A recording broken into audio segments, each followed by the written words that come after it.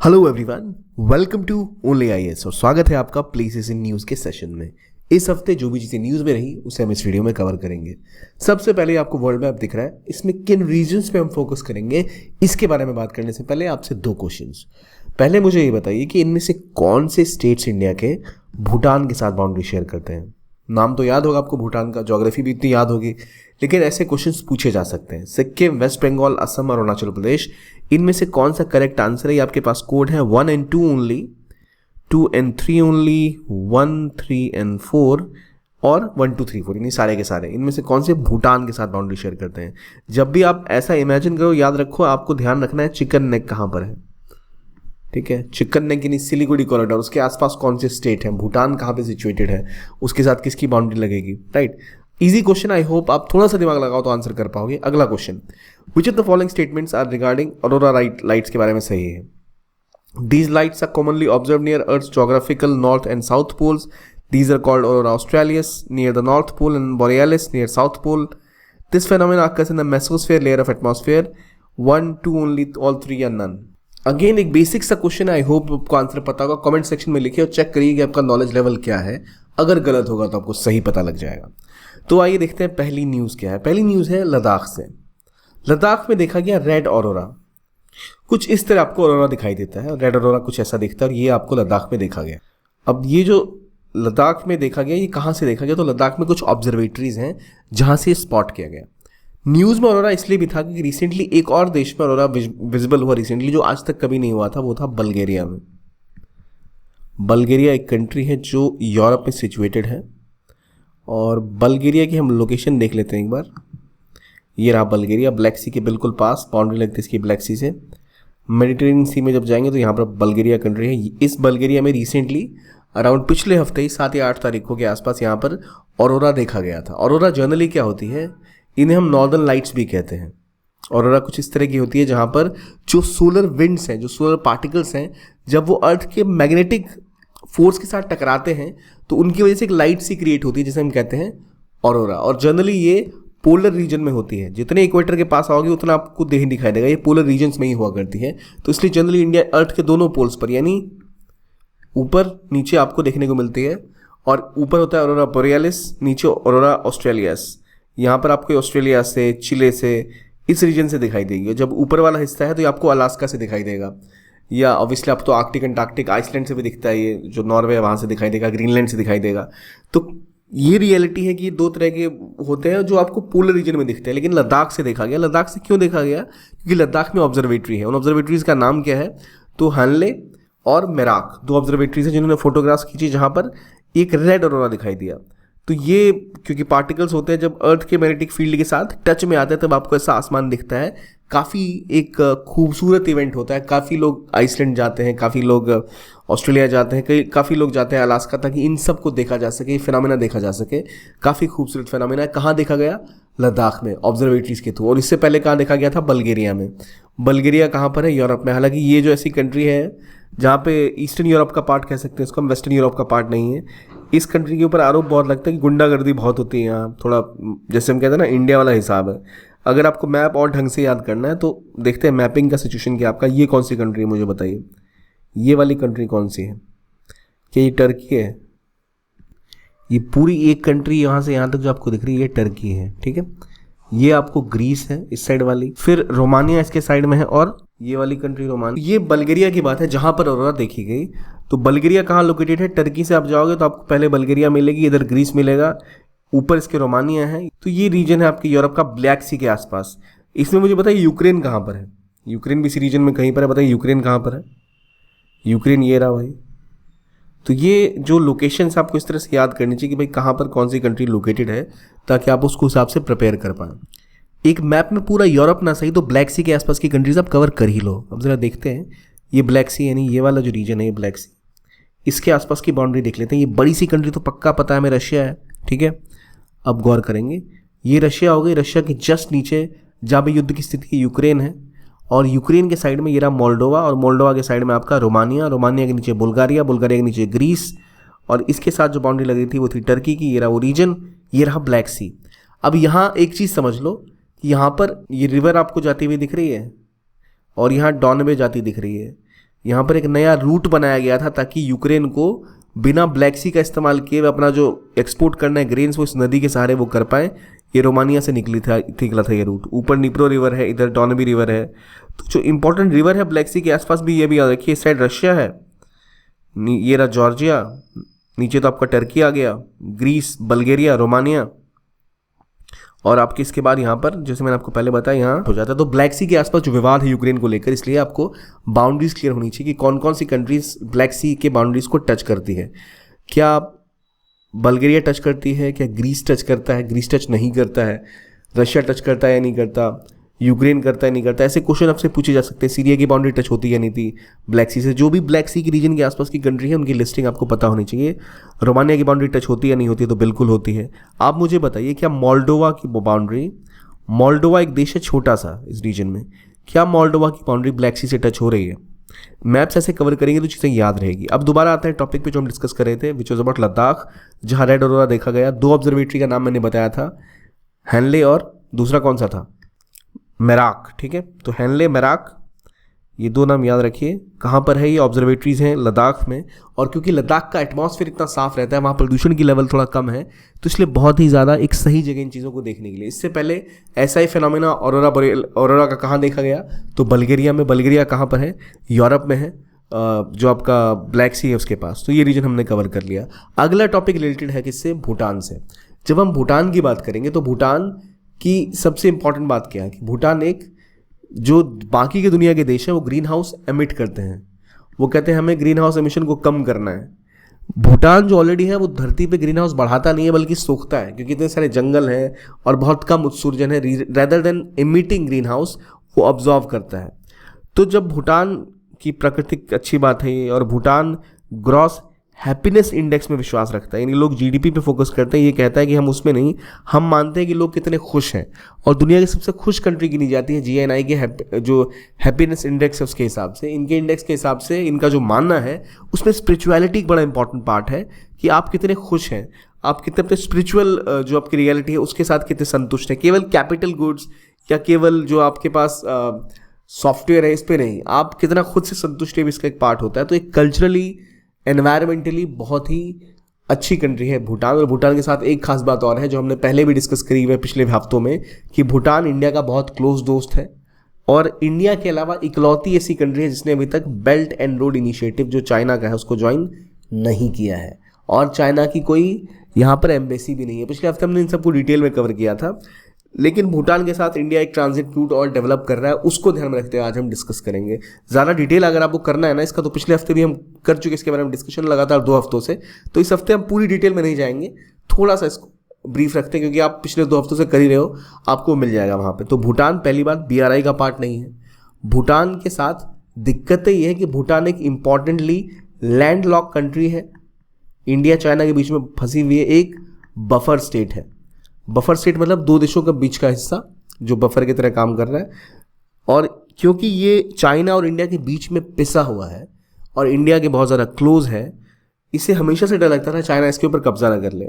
और कुछ इलाके ऐसे हैं भूटान के जो चाइना लगातार कब्जा करने की फिराक में रहता है। तो ये रीजन देखिए डिस्प्यूट वाला यहाँ पर और इधर भी वो एरिया पे डिस्प्यूट है। तो एक साक्टेंग वाइल्ड लाइफ सेंचुरी थी, उस पर कब्जा जमाने की बात कर रहे हैं। यहाँ पर आपका डोकलाम का हिस्सा है जहाँ अगेन चाइना क्लेम कर रहा है, इधर के रीजन पे चाइना क्लेम कर रहा है। तो इसलिए भूटान बहुत ज़्यादा, ये जो क्लेम है चाइना के वो इसलिए भी है क्योंकि यहाँ पर एक बहुत सेंसिटिव लोकेशन है जो है इंडिया की चिकन नेक या सिलीगुड़ी कॉरिडोर, जो इंडिया के पूरे नॉर्थ ईस्ट को जोड़ती है। ये छोटा सा इलाका, ये जो हिस्सा आपको दिख रहा है 16 किलोमीटर की लेंथ है इसकी बस। ये रीजन इंडिया का एक ऐसा इलाका है जो इंडिया को बहुत ज़्यादा सताता है क्योंकि बहुत कम डिस्टेंस है। यहाँ से आदमी कभी भी उठ के आ सकती है। चाइना की अगर डोकलाम से घुसना चाहे तो 16 ही किलोमीटर का डिस्टेंस है और आप पूरे नॉर्थ ईस्ट को कट ऑफ कर सकते हो। तो बहुत रेलेवेंट लोकेशन है, इसीलिए भूटान पे लगातार चाइना दबाव बनाता है कि भूटान हमारे से बात कर ले या फिर बाउंड्री स्वैप कर ले, यहाँ की ज़मीन ले लो थोड़ी सी और यहाँ की हमें दे दो। यहाँ का लेना इसलिए क्योंकि यहाँ जो डोकलाम है इस रीजन पे अगर कब्जा हो गया तो आप सीधा सीधा नज़र रख सकते हो और कभी ज़रूरत पड़ी तो आप आके सिलीगुड़ी कॉरिडोर को कट ऑफ कर सकते हो। तो ये चीज़ें हैं। अब मुद्दा क्या है? मुद्दा ये है कि न्यूज़ में क्यों है topic. India Bhutan prime minister के साथ बात हुई और एक बात की गई कनेक्टिविटी को बढ़ाने की, इंफ्रास्ट्रक्चर को बढ़ाने की। तो इसको लेकर एक रेल लिंक बना भूटान से वेस्ट बंगाल तक के लिए, और भूटान को असम से जोड़ने की बात की गई। तो जो रेल लिंक बना है उसका नाम है कोकड़ाझार गेलेपू रेल लिंक। कोकड़ाझार, ये रहा कोकड़ाझार असम में है और गेलेफू भूटान में। यहाँ से यहाँ रेलवे लाइन बिछाई जाएगी ताकि असम से अब भूटान वाया रेलवेज कनेक्ट हो जाएगा, और बाद में इसको वेस्ट बंगाल से भी कनेक्ट करने की बात है। तो एक इंपॉर्टेंट ट्रांजिट रूट बनेगा ये भूटान के लिए, क्योंकि भूटान के पास कोई समुद्र का एक्सेस नहीं है, तो वो कोलकाता पोर्ट अक्सर यूज़ करते हैं। तो असम के लिए रेलवे लाइन खोलना उनके लिए बहुत बड़ी बात हो सकती है ट्रांजिट के हिसाब से भी, और वो जो अपना मेजर एक्सपोर्ट इंडिया में करते हैं उसकी बढ़ोतरी के लिए भी। और बाद का प्लान ये है कि इसको बांग्लादेश और नेपाल से भी जोड़ना है। तो ये कोशिश इसलिए है ताकि जो पेंडेमिक आया, जो समस्याएं थी, इनसे निकलने के लिए उनको भूटान को और रूट दिए जाएं। ऑलरेडी जो भूटान है वो इस तरह से यूज़ करता है कि जो ट्रक वगैरह होते हैं वो डुबरी आते हैं और फिर यहाँ से ये अपनी चीज़ों को एक्सपोर्ट करते हैं। तो अब एक नया रूट बनाने की बात हो रही है, फुटेन शॉलिंग टू डुबरी और डुबरी टू नारायणगंज, जो रिवरन रूट है, ताकि भूटान और बांग्लादेश के बीच में भी कनेक्टिविटी बढ़ जाए। इंडिया लगातार चाहता है इस पूरे सब रीजन में कनेक्टिविटी बढ़ाना, और इसलिए बहुत रेलेवेंट है उनके लिए कि भाई इस रीजन में ग्रोथ हो। और वो ग्रोथ कैसे करेंगे? वो ग्रोथ इस तरह से हो सकती है कि इंडिया अपने रीजन की कंट्रीज़ के साथ और ज़्यादा जो कनेक्टिविटी है, सब रीजनल कनेक्टिविटी, उसको बढ़ावा दे, केवल एक देश के ऊपर डिपेंडेंट ना हो, एक देश के ऊपर भूटान डिपेंडेंट ना रहे। तो ये जो नया रूट बनने की बात है रेल लिंक, इसके लिए सर्वे भी हो चुके हैं। तो ये रेल लिंक एक प्रॉपर अपॉर्चुनिटी देगा इंडिया को भूटान के साथ कनेक्ट करने के लिए। तो कोलकाझार और गेलपो रेलवे लिंक किसके बीच है? भूटान और इंडिया के बीच में, कोकराझार असम के पास है। तो ये जो रूट्स आपको दिख रहे हैं, अब देखो यहाँ से बाद में ब्रह्मपुत्रा से डुबरी से ये नया रूट बनाने की भी बात है। तो इस तरह का जो वाटरवे बन रहा है, इनलैंड वाटरवेज, वो रेलवे लिंक और रोडवेज आपस में कनेक्ट होके भूटान को बांग्लादेश से भी जोड़ेंगे बाद में, ताकि जो पावर है या ज़्यादा एक्सपोर्ट भूटान करना चाहे बांग्लादेश को तो कर सकता है। इससे भूटान की डिपेंडेंस इंडिया के ऊपर कम होगी, उनकी जो इनसिक्योरिटी है वो थोड़ी कम होगी, और एक बेहतर फेज ऑफ डेवलपमेंट में दोनों लोग आएंगे। इसके अलावा गलेपो एक इलाका है, वहाँ पर एयरपोर्ट की बात की गई है, और एक स्पेशल इकोनॉमिक जोन भूटान में बनाने की बात की गई जहाँ पर इन्वेस्टमेंट होगी। लेकिन मेजरली फोकस ये है कि यहाँ पर ट्रांजिट एक्सेस दिया जाए, यानी इंडिया से गुजरने का रास्ता दिया जाए और बेहतर तरीके से। भूटान लगातार इंडिया को पावर बेचता है। भूटान एक ऐसी कंट्रीज के पास बहुत ज़्यादा पावर कैपेसिटी है, पावर जनरेट करने की, स्पेसिफिकली हाइड्रो इलेक्ट्रिसिटी। लेकिन दिक्कत ये है कि सारा का सारा पावर इंडिया को बेचता था, इंडिया पावर प्लांट्स बनाता था, फिर इनसे बिजली खरीदता था। अब दिक्कत ये, इंडिया खुद पावर सरप्लस है, इंडिया खुद की बिजली अच्छी खासी बना रहा है, सोलर से बहुत बिजली बन रही है। तो इंडिया अब इस रीजन की जो पावर डेफिसिट कंट्रीज़ हैं, जैसे बांग्लादेश को बिजली की बहुत ज़रूरत है, तो उसको अगर बिजली चाहिए तो उसको भूटान से मिल जाए। इसके लिए ट्रांसमिशन लाइन बनाने की बात हो गई, इनके बीच में रास्ते बनाने की बात हो गई। तो ये कोशिश अब कर रहा है इंडिया भूटान के साथ मिलकर पुश करने के लिए। तो जो ये रेलवे लाइन है गेलेपो कोकराझार, ये आपने समझ लिया, यहीं पर एयरपोर्ट बनाने की बात की गई है ताकि ये एक इंपॉर्टेंट हब बन पाए भूटान के लिए ट्रेड इन्वेस्टमेंट का। ठीक है, तो गेलेफू कहाँ है आपको पता लग गया, कोकराझार कहाँ पता लग गया, क्यों रेलेवेंट है पता लग गया, और ये एक नया रूट बनाएगा जिससे इंडिया भूटान और ज़्यादा कनेक्टेड होंगे। तो जो यहाँ जो डर है हमें चाइना का, ये थोड़ा कम होगा। तो इंटरनल सिक्योरिटी के हिसाब से, भूटान की रेलेवेंस के हिसाब से, इंडिया ने क्या इंफ्रास्ट्रक्चर प्रोजेक्ट्स पुश किए हैं, उसके हिसाब से बहुत इंपॉर्टेंट टॉपिक था ये। अगला जो है एशियन गेम्स कहाँ हुए इस बार भाई? चाइना में, गांगजोन का प्रोविंस है, वहाँ पर हुए, जहाँ चाइना टॉप पे था 383 मेडल के साथ, इंडिया फोर्थ था 28 गोल्ड मेडल के साथ। तो अब जरा देखते हैं कि जो चाइना है उसमें कहाँ लोकेटेड था ये हैंगजो, ये रहा, इस कोस्ट पे लोकेटेड है। अब चाइना की ना इस रीजन में बहुत से विवाद हैं, ईस्ट चाइना सी में और साउथ चाइना सी में। एक बार मैं आपको क्लियर करा दूं कि ईस्ट चाइना सी, साउथ चाइना सी का क्या विवाद है। सबसे पहले आते हैं साउथ चाइना सी में। देखिए साउथ चाइना सी, ये जो रीजन चाइना के आसपास है, इस रीजन को कहते हैं साउथ चाइना सी। ताइवान से लेके आप पूरे साउथ ईस्ट एशिया में जो स्ट्रेट ऑफ मलक्का है, यहाँ पर है स्ट्रेट ऑफ मलक्का, जो रास्ता यहाँ से संकरा सा गुजरता है, जो चाइना के लिए गले की हड्डी है, हम बार बार पढ़ते हैं इसको। तो स्ट्रेट ऑफ मलक्का से लेके ताइवान तक का रीजन जो है वो कहलाता है साउथ चाइना सी। यहाँ पर अलग अलग देश हैं। जो नॉर्मली रूल होता है इंटरनेशनली वो ये होता है कि कोई भी देश, जैसे मलेशिया यहाँ पर है, फिलीपींस यहाँ पर है, तो यहाँ से लेके 200 नॉटिकल माइल तक जो भी हिस्सा होगा वो इनका एक्सक्लूसिव इकोनॉमिक जोन, या इनका जो है वो एक्सप्लोरेशन कर सकते हैं, जहाँ वो खनन कर सकते हैं, जो इनके एक तरह से उपयोग में आ सकता है, जिसमें कोई दूसरा देश हस्तक्षेप नहीं कर सकता। तो यहाँ बहुत सारे आपको देश दिखेंगे, मलेशिया, ब्रूनी, फिलीपींस, ताइवान, ये सब अपना अपना क्लेम करते हैं, मलेशिया। लेकिन इस बीच में एक देश है चाइना, जो कहता है कि ये पूरा रीजन जो है ये समुद्र नहीं है, ये हमारा टेरिटोरियल सी है, यानी ये तो हमारा पूरा का पूरा हमारा ही इलाका है। और ये क्लेम करते हैं वो एक लाइन के थ्रू, जो है 9 डैश लाइन, यानी साउथ चाइना से यहाँ देख रहे हो। अब चाइना एक लाइन खींचता है, देखो ये जो रेड लाइन है, ये लाइन चाइना खींचता है और कहता है इस लाइन के आसपास जो भी रीजन है इधर वाले, ये सारे हमारे हैं। तो यहाँ मुख्य रूप से विवाद है 3 आइलैंड ग्रुप के ऊपर, पार्सेल, स्कारब्लॉग और स्पार्टली। ये 3 आइलैंड है जिन पे देखो यहाँ फिलीपींस क्लेम करता है इसके ऊपर, क्योंकि फिलीपींस के बाउंड्री के पास है। वियतनाम का भी क्लेम है, चाइना तो क्लेम करता ही करता है। फिर स्पार्टली आइलैंड पे ब्रूनी का क्लेम है, वियतनाम का क्लेम है, फिलीपींस का क्लेम है, चाइना का क्लेम है। तो इन, और मलेशिया का क्लेम भी है, सॉरी मलेशिया का क्लेम भी है, तो ब्रूनी का नहीं है, मलेशिया का क्लेम है स्पार्टली के ऊपर। तो ये जो आइलैंड्स हैं इनके ऊपर चाइना भी क्लेम कर रहा है। चाइना लगातार आर्टिफिशियल आइलैंड बना के अपना एक्सक्लूसिव इकोनॉमिक जोन बढ़ाने की भी बात कर रहा है। अब पहली चीज़ दिमाग में आनी चाहिए कि 9 डैश लाइन होती क्या है। देखो असल में ये 9 डैश लाइन नहीं थी, असल में 11 डैश लाइन थी। अब इसके लिए थोड़ा हिस्ट्री में पीछे जाना पड़ेगा। जो आज चाइना है इसका पूरा नाम पता है क्या है? PRC, people's republic of China. क्यों इसको कहता है पीपल्स रिपब्लिक ऑफ चाइना? क्योंकि यहाँ पर कम्युनिस्टों का शासन है। माओ की गवर्नमेंट आई, उसने यहाँ पे कब्जा कर लिया। इससे जस्ट पहले 1949 में PRC स्टैब्लिश हुआ था, कम्युनिस्ट चाइना। 1949 से पहले क्या था, चाइना में एक और गवर्नमेंट कुछ टाइम के लिए आई थी, कमिंतोंग, KMT भी कहते हैं इसको। इसको माओ की गवर्नमेंट ने हरा के, जो माओ के लड़ाके थे उन्होंने इसको हरा के भेज दिया था ताइवान में। यहाँ बेचारे यहाँ आके बस गए थे पूरे KMT वाले, तो वो अपने समर्थक यहाँ आके रहने लग गए थे। इनको फिर यहाँ पे अमेरिका की मदद मिली, तो इन्होंने अपने आप को कहा कि हम असली चाइना और ये नकली चाइना है, ये कम्युनिस्टों का चाइना है, इनके कब्जे में है, हम इसको आज़ाद कराएंगे। और इन्होंने खुद को कहना स्टार्ट कर दिया ROC, रिपब्लिक ऑफ चाइना। ये अपने में कहते थे PRC, ये अपने में कहते हैं ROC। इनका कहना था हम ही असली चाइना है और ये नकली चाइना है, जिसपे कम्युनिस्टों ने कुछ हद तक कब्जा कर रखा है। लेकिन बाद में कम्युनिस्टों का कंट्रोल बढ़ गया और ये जो PRC है यही असली चाइना कहने लग गया, और इसको ROC को, रिपब्लिक ऑफ चाइना को सब क्या कहते हैं, ताइवान कहते हैं। तो जो कामिंतोंग थी उन्होंने ऐसा क्लेम किया था कि हिस्टोरिकली ताइवान, यहाँ पे जो आइलैंड ताइवान का, ये ताइवान पहले भी चाइना का पार्ट था, अब तो चाइना खुद को कहता ही कि हम अलग चाइना है। तो इनका कहना था कि हिस्टोरिकली मिंग डायनेस्टी हुआ करती थी, चाइना की अलग अलग डायनेस्टीज हुआ करती थी। उन डायनेस्टी का पूरा कंट्रोल था इस पूरे इलाके के ऊपर।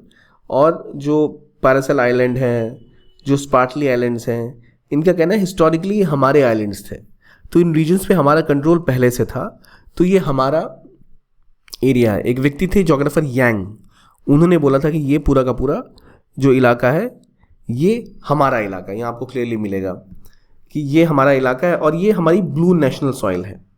और ये लाया था किसने? तो यांग हुएरेन ने। ये असल में पहले कौन सी लाइन थी? 11 डैश लाइन, ठीक है। ये यहाँ से ये और थोड़ा जैसे यहाँ ख़त्म हो रही है ना, तो थोड़ा और आगे तक जाती थी ये लाइन। तो चाइना का जो क्लेम है आज, ये उस बेसिस पर है। जो यांग भाई साहब जब यहाँ पे ताइवान में KMT का ही कंट्रोल पूरे सब पे होता था, तब ये लेके आए थे एक लाइन 11 डैश लाइन कि भाई ये हमारा पूरा हिस्सा है। ये रॉबर्ट कैपलॉन की किताब है, वहाँ मेंशन है। ये 11 डैश लाइन है, इस पर हमारा हिस्टोरिकल क्लेम है। मिंग डायनेस्टी ये सब थी चाइना में, जब इनका राज था तो पूरा इलाका हमारा ही था। हुआ ये कि जो KMT जो बेचारी यहाँ पर कभी राज किया करती थी, वो भाग के घुस गई यहाँ, उसको हरा दिया और यहाँ आ गए कम्युनिस्ट। अब देखो ताइवान यहाँ एक अलग कंट्री है, हमें पता है ना ताइवान अलग कंट्री है।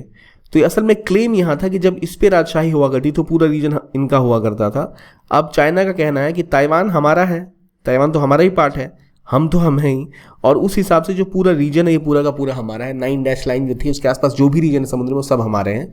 रिसेंटली एक नई डैश जुड़ा है जिसे अब कह सकते हैं 10 डैश लाइन बनता जा रहा है। देखिए नॉर्मली क्या था, इन दोनों मैप्स में अंतर देखो, ताइवान के नीचे नहीं, ताइवान के ऊपर तक अब दिख रही हो आपको एक डैश दिख रहा होगा। पहले क्या था, पहले जो ये क्लेम किया करते थे ये ताइवान के नीचे तक था, यहीं तक की अपनी मैप्स में दिखाते थे 9 डैश लाइन, यहाँ तक हमारा इलाका है।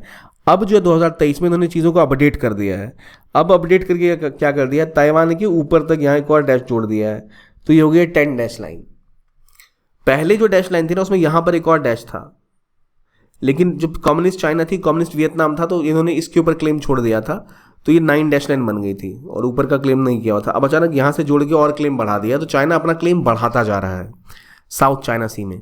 और साउथ चाइना सी में जैसे जैसे आप क्लेम बढ़ाओगे तो आपका सीधा विवाद हो जाएगा फिलीपीन से, मलेशिया के साथ, और यही हो रहा है साउथ चाइना सी में। तो पूरा साउथ चाइना का विवाद इसी चीज़ को लेकर है कि इन आइलैंड्स में जहाँ पर रिसोर्सेज बहुत सारे हैं, जहाँ बहुत सारे संसाधन हो सकते हैं, जहाँ अपनी प्रेजेंस चाइना बढ़ाना चाहता है ताकि यहाँ से कोई शिप पास करे तो चाइना को पता रहे।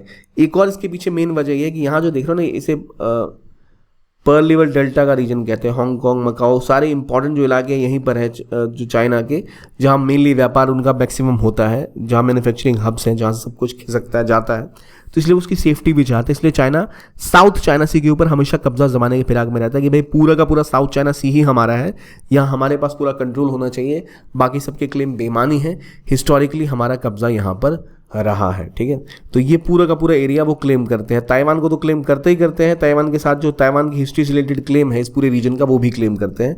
अब इसमें ब्रूनी हो गया, मलेशिया हो गया, फिलीपींस हो गया, वियतनाम हो गया, इनको तो लगेगा ही ना भाई क्या बात कर रहे हो, यहाँ तो हमारा भी एक्सक्लूसिव इकोनॉमिक जोन है, वो ये मानने से इनकार कर देते हैं। तो इसलिए साउथ ईस्ट एशिया में, साउथ ईस्ट जो रीजन है साउथ ईस्ट एशिया का, यहाँ पर जो विवाद है इसी बात को लेकर है साउथ चाइना सी में। तो साउथ चाइना सी में सबके अलग अलग क्लेम्स हैं और चाइना का पूरा इलाका ही अपना क्लेम किया हुआ। इसलिए आप यहाँ देखते हो बार बार स्थिति ऐसी है कि फिलीपींस को इंडिया कभी ब्रह्मोस बेच रहा है, कभी वियतनाम को बेच रहा है, कभी बातें चल रही हैं। अमेरिका अपनी बेस फिलीपींस में आगे बढ़ा रहा है, military base already Philippines America के बहुत करीब है, वियतनाम के साथ इंडिया पार्टनरशिप बढ़ा रहा है। ये रीजन है यहाँ पर। ठीक है, साउथ चाइना सी के बाद एक और रीजन यहाँ पर है ईस्ट चाइना सी। तो देखो ये साउथ चाइना सी है। ठीक, साउथ चाइना सी से थोड़ा ऊपर उठोगे तो आपको दिखेगा ईस्ट चाइना सी। ताइवान के नीचे, देखिए ताइवान था ना, ये ताइवान के नीचे था, यहाँ 9 डैश लाइन वाला हिस्सा, ये था साउथ चाइना सी। साउथ के ऊपर है ईस्ट चाइना सी। ईस्ट चाइना सी में जो जापान आता है, साउथ कोरिया आता है, नॉर्थ कोरिया आता है और चाइना आता है। यहाँ चाइना का विवाद है असल में 2-3 जगह। एक तो सेनकाकू आइलैंड, ये सेनकाकू आइलैंड मेन विवाद है। सेनकाकू आइलैंड में क्या विवाद है, सेनकाकू आइलैंड अभी असल में जापान के एडमिनिस्ट्रेशन में है। ये क्लेम ऐसा है कि जापान कहता है हमारा है, चाइना कहता है हमारा है, असल में भी इसके ऊपर जापान का कब्जा है। तो अक्सर चाइना इसके ऊपर से कभी जहाज उड़ाता है, कभी कुछ करता है, इसलिए विवाद की स्थिति सेनकाकू आइलैंड में बनी हुई है। लेकिन एक और इलाका है जहाँ विवाद है, वो है डोक्डो और टैकेशिमा आइलैंड। ये याद रखिए, डोक्डो आइलैंड वो आइलैंड है जो असल में अभी साउथ कोरिया के कंट्रोल में है, साउथ कोरिया एडमिनिस्टर करता है और साउथ कोरिया का क्लेम है कि हमारा अभिन्न अंग है, जबकि जापान का कहना है कि इस आइलैंड का नाम है टैकेशिमा। टैकेशिमा आइलैंड असल में हमारा आइलैंड है, अभी हालांकि कंट्रोल में साउथ कोरिया के है। तो ईस्ट चाइना सी में 2 प्रमुख विवाद है, एक सेनकाकू डाइक्यू आइलैंड, सेनकाकू इसको जापान कहता है जो जापान के अंदर है भी ये, और डाइक्यू जो चाइना इसको कहता है। और एक ही आइलैंड के 2 नाम है, और ये डोक्डू और टैकेशिमा विवाद। डोक्डू टैकेशिमा विवाद लोग अक्सर नहीं जानते, साउथ कोरिया और जापान का विवाद है, जहां जापान इसको क्लेम करता है लेकिन अभी उसके साउथ कोरिया के कंट्रोल में। साउथ कोरिया का कहना है कि वो उनका ही आइलैंड है। हुआ ये करता था इस पूरे रीजन पे पहले चाइना का ही, जापान का ही कब्जा हुआ करता था। तो कई सारे आइलैंड जो उन्होंने वर्ल्ड वॉर 2 से पहले कैप्चर किए थे, वर्ल्ड वॉर 1 के बाद जब उनकी पावर बढ़ रही थी, उनके ऊपर वो अपना कंट्रोल आज भी जमा के रखना चाहते हैं, जबकि साउथ कोरिया चाइना को उससे विवाद है। तो इसीलिए आप देखेंगे ईस्ट चाइना सी में भी चाइना अक्सर अपने शिप्स भेजता रहता है, स्पेसिफिकली सेनकाकू आइलैंड के आसपास, ताकि जापान को लगे कि चाइना अपना हिस्सा छोड़ने वाला नहीं है। तो ये विवाद यहाँ पर ईस्ट चाइना सी में है। इसी वजह से अब देखो ये जो विवाद है ना डोक्डो आइलैंड का, ये उतना बड़ा विवाद नहीं है। जापान साउथ कोरिया का विवाद बड़ा ज़रूर है, लेकिन इनकी अपनी खुद की एक हिस्ट्री है कॉन्फ्लिक्ट वाली। ये नाम, लोकेशन डोक्डो टैकेशिमा कहाँ है याद होना चाहिए। ठीक है, और ऊपर एक और विवाद है जो रशिया चाइना के जापान के बीच में, कुरिल आइलैंड्स का, वो बाद में कभी डिस्कस करेंगे। लेकिन अभी ईस्ट चाइना सी या सी ऑफ जापान जिसे कहते हैं, यहाँ पर ये 2 प्रमुख विवाद हैं, चाइना जापान और जापान साउथ कोरिया के बीच में, जिसकी वजह से यहाँ पे कॉन्फ्लिक्ट का जोन बना रहता है। और साउथ चाइना सी का विवाद, अलग अलग विवाद में कौन से आइलैंड्स हैं ये आपको पता लग गया। सारी लड़ाई किस चीज़ की है कि आइलैंड जिसके पास है उसका exclusive economic zone 200 nautical miles और बढ़ जाता है, और यहाँ पर बहुत संसाधन है, इंपॉर्टेंट रूट ऑफ ट्रांजिट है जहाँ से ज़्यादा सारे कार्गो के शिप्स गुजरते हैं, इसलिए ये इलाका बहुत इंपॉर्टेंट है। ठीक, ये आपने समझ लिया। तो ये जितने क्लेम हैं यहाँ पर आपको दिख रहे हैं, अलग अलग देशों के क्लेम, और साउथ चाइना सी, ईस्ट चाइना सी हमने डिस्कस कर लिया। आई होप क्लैरिटी मिल गई होगी कहाँ पर साउथ चाइना सी है, कहाँ पर ईस्ट चाइना सी है। बार बार इसको रिपीट नहीं करना पड़ेगा, देख लीजिएगा, याद कर लीजिए, अच्छा रहेगा आपके लिए। आगे बढ़ते हैं, अगले एक टॉपिक पे आते हैं जो अब बात करता है एक और रेल लिंक का, जो कौन सा है, एक अगरतला कोलकाता के बीच में रेल लिंक बनने वाला है, अगरतला अखूड़ा रेल लिंक। तो ये कहाँ पर है भाई, अगरतला कहाँ है? अगरतला हमारा पता है हमें, ये रहा अगरतला। किस राज्य का पार्ट है अगरतला? मिजोरम का पार्ट है या त्रिपुरा का पार्ट है, मुझे बताइए। अगरतला किसका पार्ट है? त्रिपुरा का पार्ट है। अखोरा कहाँ पर है? ये है वेस्ट बंगाल में, ये बांग्लादेश में, यहाँ से एक रेल लिंक बनाई गई है। देखो आमतौर पे ना, अगर आपको कोलकाता सबसे ज़्यादा नॉर्थ ईस्ट और ईस्ट इंडिया का बड़ा शहर है, अगर आपको अगरतला जाना है या त्रिपुरा जाना है तो रूट नॉर्मल ये हुआ करता था, आप ऐसे जाओगे घूम के, कितना लंबा रूट है। तो ये एक बहुत बड़ा रूट होता था, इसको घटाने के लिए एक स्पेसिफिक लैंड रूट और रेलवे लिंक बनाया गया जो कोलकाता को वाया बांग्लादेश जोड़ता है त्रिपुरा से, और त्रिपुरा से होते हुए आप इसको मिजोरम, मणिपुर भी ले जा सकते हैं। केवल 500 किलोमीटर की छोटी सी रेलवे लाइन है। नॉर्मली जो बहुत बड़ा लिंक हुआ करता था 1650 किलोमीटर का, मतलब 1650 किलोमीटर का रूट आपका घट के सिर्फ 500 किलोमीटर का रह गया। मतलब 3-4 घंटे, 5-6 घंटे में आप आराम से क्रॉस कर जाओगे। ये रेलवे लिंक कनेक्ट करेगा कोलकाता को अगरतला से। इसके लिए अखोड़ा अगरतला अभी एक रेलवे लिंक जोड़ा गया है, जो बाद में ढाका होते हुए कोलकाता, ढाका, अखोड़ा, ये पूरा रीजन कनेक्ट हो जाएगा। प्लस यहाँ से एक रोड लिंक भी बनाया गया है, प्लस एक सी रूट भी बनाया गया है जो कोलकाता को जोड़ेगा ढाका से इस रूट के थ्रू, ताकि बहुत जल्दी इंडिया एक्सेस कर पाए किसको, नॉर्थ ईस्ट को। हमें पता है यहाँ पर हमारा चिकन नेक है भाई, ये रहा सिलीगुड़ी वाला। इस चिकन नेक का हमें डर लगता है कि भाई एक ही रास्ता आने जाने का। अगर बांग्लादेश के साथ संबंध अच्छे हैं तो हम अपने नॉर्थ ईस्ट को और कई तरीकों से जोड़ सकते हैं। अब जैसे आप यहाँ ये भूटान असम के बीच में यहाँ इधर जोड़ दो रेलवे लिंक, यहाँ रेलवे लिंक आएगा तो बाद में इसको लेके यहाँ से जोड़ के आप सीधा सीधा बांग्लादेश को जोड़ सकते हो भूटान से। तो क्योंकि भूटान और बांग्लादेश के साथ इंडिया के संबंध अच्छे हैं, इंडिया इस रीजन में सब कनेक्टिविटी बढ़ाना चाहता है, तो ऐसे रेलवे लिंक जो है, ऐसी जो ट्रांजिट एक्सेस है, ये इंडिया के नॉर्थ ईस्ट को सिक्योरिटी प्रोवाइड करेंगे, इंडिया के पास ट्रेड इकोनॉमी और प्रॉस्पेरिटी प्रोवाइड करेंगे। ऑलरेडी कोलकाता के रीजन में बहुत सा टूरिज्म आता है, मेडिकल टूरिज्म, बांग्लादेश से बहुत लोग इलाज कराने आते हैं, बहुत सारा ट्रेड और व्यापार होता है। अगर हम इस रीजन को और बेहतर तरीके से लिंक कर पाएंगे तो हम आगे जाकर आसियान के साथ, यानी साउथ ईस्ट एशियन कंट्रीज के साथ भी ट्रेड बढ़ा पाएंगे। तो अभी जो लिंक की बात हो रही है वो कौन सा लिंक है भाई? वो आपका अगरतला अखोड़ा रेल लिंक है, जो अगरतला और कोलकाता को बेनिफिट करेगा। इसके अलावा एक और चीज़ जो हुई है वो है निश्चिंतपुरा नाम की, निश्चिंतपुर एक जगह है वेस्ट त्रिपुरा में, इसमें देखते हैं यहाँ पर है, इधर नहीं दिख रहा। तो निश्चिंतपुर एक जगह है जहाँ पर एक लैंड पोर्ट बनाने की बात की गई, कस्टम पोर्ट, ताकि देखो नॉर्मली ना जो मूवमेंट होती है इधर से होती है बांग्लादेश के इस रीजन से, तो यहाँ पर भी एक कस्टम पोर्ट बना देंगे तो यहाँ से भी जो इंडिया बांग्लादेश के बीच में अगर कोई कस्टम की मूवमेंट है, सामान की मूवमेंट, तो वहाँ से हो पाएगी, जो बहुत बेहतर रहेगी रीजन के लिए। बांग्लादेश का मैप देख लो एक बार ताकि आपको क्लैरिटी मिले कौन सा रीजन कहाँ पर है। ढाका ठीक सेंटर में है, इधर खुलना है, यहाँ बारिशाल है, इधर चिटागोंग है, सिलेट, मेमनसिंह, रंगपुर और राजशाही, और ये हमारा त्रिपुरा हो गया। ठीक है, इसमें आपको दिख रहा है ये रहा अगरतला वेस्ट में, ये रहा विश्रामगंज, बेलोनिया, उदयपुर, गोमती के आसपास, और ये रीजन है आपका नॉर्थ त्रिपुरा और ऊनाकोटी का। ये इस पूरी रीजन में आप देख रहे हो जो जोड़ने की बात की गई है बांग्लादेश को, किससे? त्रिपुरा से। तो ये आप समझ गए भाई, त्रिपुरा अगरतला का रेल लिंक। तो ये ऑलमोस्ट 12 किलोमीटर की डुअल गॉज लाइन होगी, और निश्चिंतपुर को एक लैंड कस्टम स्टेशन बनाया गया जहाँ से मूवमेंट ऑफ इनलैंड जो वाटरवे या कुछ भी ऐसा मूवमेंट ज़मीन के थ्रू होता है, इनलैंड वाटरवे के थ्रू नहीं, ज़मीन के थ्रू। मान लो इंडिया नेपाल है, इंडिया भूटान है, वो तो लैंडलॉक कंट्री है ना, समुद्र के रास्ते तो सामान जाता नहीं, जाता किसके थ्रू है? तो ट्रक्स के थ्रू है। तो जो ट्रक्स जहाँ से गुजरेंगे वो एक पोर्ट की तरह, लैंड पोर्ट की तरह काम कर रहा है। जो एक्सपोर्ट इंपोर्ट होता है, जो कस्टम ड्यूटी लगती है, वो सब बैलेंस करने के लिए। ठीक है, अगला टॉपिक अब आता है, आई थिंक ये क्लैरिटी मिल गई आपको।